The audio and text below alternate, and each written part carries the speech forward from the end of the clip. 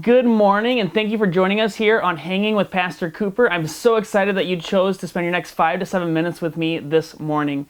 Well, I want to let you know that we have a special guest today, and her name is Miss Margaret. As you guys know her already, I hope you guys enjoy her reading our Bible story this morning. And I'm going to turn over to her now.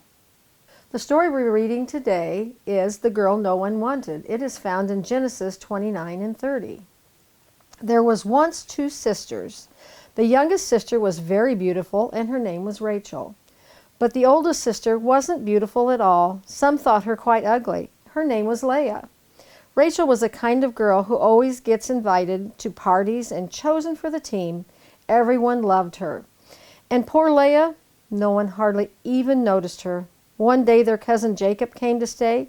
He was one of Isaac's sons, and he was on the run. Jacob had stolen and cheated and made some enemies, including his own brother, and now he was hiding.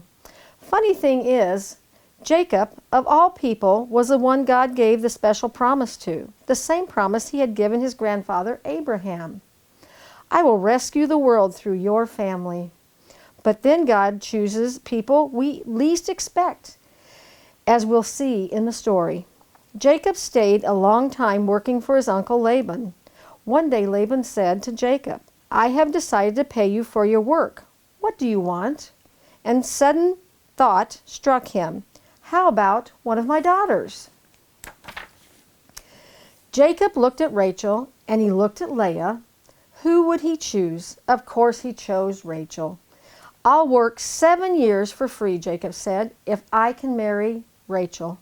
So Jacob worked 7 years, and at last his wedding day arrived. But that night, Laban played a nasty trick on Jacob. Instead of sending Rachel to marry Jacob, he sent Leah.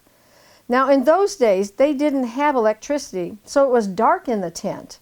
And besides, women wore veils, and you couldn't see their face properly. So Jacob suspected nothing. The next morning, Jacob woke up and he went, "Ah!" His new wife was laying beside him, but it wasn't Rachel. It was Leah. Jacob jumped out of bed. "Laban!" he cried. "You scoundrel!" But Laban said, "Work for me another 7 years, and then you can marry Rachel." So Jacob worked for Laban another 7 years, and at last Rachel became his wife. Now Jacob had 2 wives, but of his 2 wives, Jacob loved Rachel the best. "No one loves me," Leah said. "I'm too ugly." But God didn't think she was ugly, and when he saw that Leah was not loved and that no one wanted her, God chose her, to love her specially, to give her a very important job. One day, God was going to rescue the whole world through Leah's family.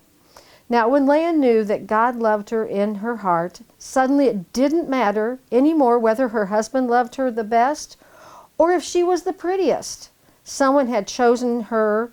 Someone did love her with a never-stopping, never giving up, unbreaking, always and forever love. So when Leah had a baby boy, she called him Judah, which means, "This time I will praise the Lord," and that's just what she did. And you'll never guess what job God gave Leah. You see, when God looked at Leah, he saw a princess. And sure enough, that's exactly what she became. One of Leah's children's children would be a prince, the Prince of Heaven, God's son.